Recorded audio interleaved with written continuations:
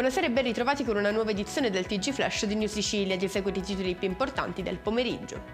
Sarà interrogato domani Massimo Gentile, l'architetto arrestato con l'accusa di aver favorito la latitanza di Matteo Messina Denaro. Il legale dell'uomo sarà Antonio Ingroia, ex PM, simbolo dell'antimafia.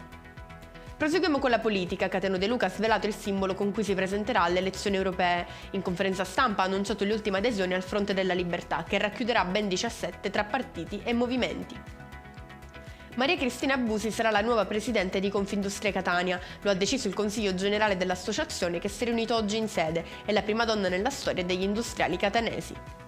Sale a 150 il numero di intossicati tra studenti e professori di Milazzo durante una gita scolastica in Puglia. La maggior parte di loro ha fatto rientro in Sicilia, ma 8 sono ancora ricoverati a Fasano e Ostuni.